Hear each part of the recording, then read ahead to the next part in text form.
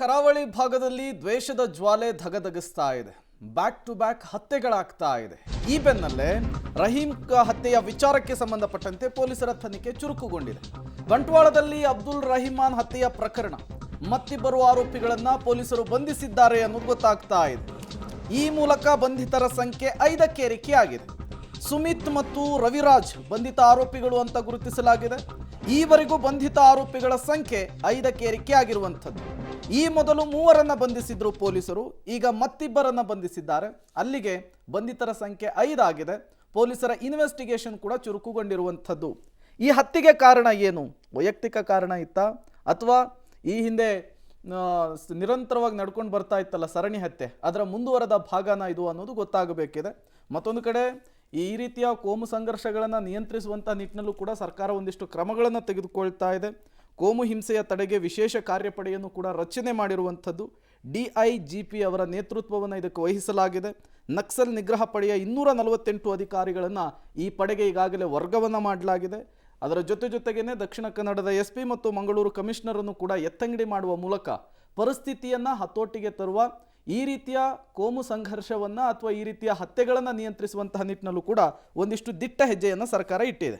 ಇಷ್ಟೆಲ್ಲ ಅವಾಂತರಗಳಾಗ್ತಾ ಇದೆ. ಸೊ ಜನರದ್ದು ಸಿಟ್ಟಿರೋದು ದಕ್ಷಿಣ ಕನ್ನಡದ ಜಿಲ್ಲಾ ಉಸ್ತುವಾರಿಗಳು ಸರಿಯಾಗಿ ಕೆಲಸ ಮಾಡ್ತಾ ಇಲ್ಲ, ಸರಿಯಾಗಿ ಇನ್ಸ್ಟ್ರಕ್ಷನ್ ಕೊಡ್ತಾ ಇಲ್ಲ ಅಂತ.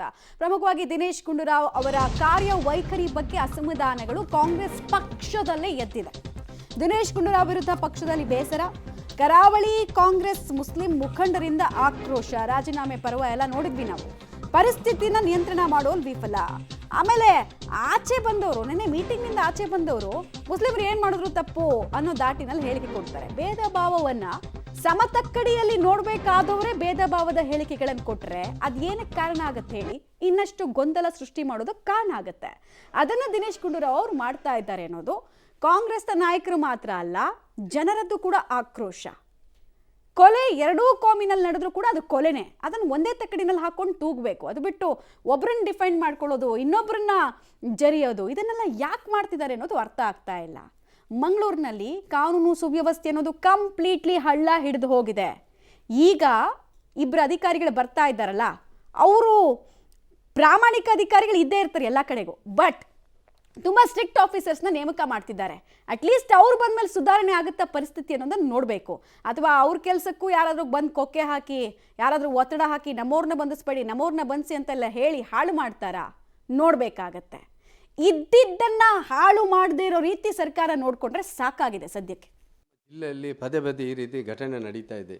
ನಾವು ಇಷ್ಟು ಬೇಡಿಕೆ ಇಟ್ಟರೂ ಕೂಡ ಮುಸ್ಲಿಂ ಮುಖಂಡರು ಕೂಡ ಇತ್ತೀಚೆಗೆ ನಡೆದಂಥ ನಮ್ಮ ಜಿಲ್ಲಾ ಮಂತ್ರಿಯವರು ಮತ್ತು ಗೃಹ ಮಂತ್ರಿಯವರು ಮಂಗಳೂರಿಗೆ ಭೇಟಿ ಕೊಡುವಾಗ ನಾವು ಆಕ್ರೋಶಗೊಂಡಿದ್ದೇವೆ. ನಾವು ಜಿಲ್ಲಾ ಮುಖಂಡರು ಈ ದಕ್ಷಿಣ ಕನ್ನಡದಲ್ಲಿ ಈ ರೀತಿ ಪದೇ ಪದೇ ಗಲಾಟೆ ಆಗ್ತಾ ಇದೆ, ಬೇಡದ ಹೇಳಿಕೆ ಕೊಡ್ತಾ ಇದ್ದಾರೆ ಪ್ರಮುಖರು, ಬಜರಂಗ ದಳದವರು ಮತ್ತು ಈ ರೀತಿ ನೀವು ಯಾಕೆ ಅವರನ್ನು ಕಡಿವಾಣ ಹಾಕಲಿಕ್ಕೆ, ಅವರ ಮೇಲೆ ಯಾಕೆ ಬಂಧನ ಮಾಡಲಿಕ್ಕೆ ಆಗಲ್ಲ ಅಂತ ನಾವು ತುಂಬ ಕೂಗೊಂಡು. ಅದು ಅಶ್ರಫ್ ಹತ್ಯೆ ಇತ್ತು. ನಮ್ಮ ಇತ್ತೀಚೆಗೆ ಕುಡುಪಲ್ಲಿ ಒಂದು ಸಾಮೂಹಿಕ 10-50 ಜನ ಸೇರಿಕೊಂಡು ಹೊಡೆದ್ರು ಅವನಿಗೆ. ಪಾಪ ಯಾವ ಊರಿಂದ ಬಂದ ಹುಡುಗ.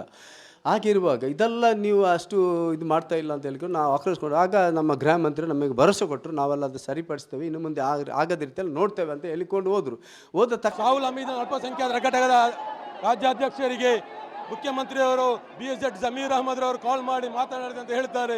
ಅವರ ಮೇಲೆ ನಮಗೆ ನಂಬಿಕೆ ಇಲ್ಲ, ನಂಬಿಕೆ ಹೋಗಿದೆ.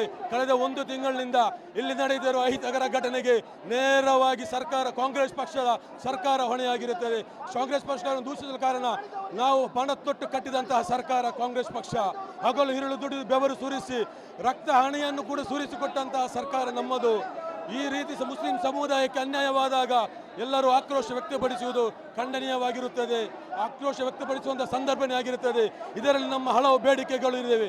ಒಂದನೇದಾಗಿ ಗೃಹ ಮಂತ್ರಿ ಡಾಕ್ಟರ್ ಪರಮೇಶ್ವರನ್ನು ವಜಾಗೊಳಿಸಬೇಕು.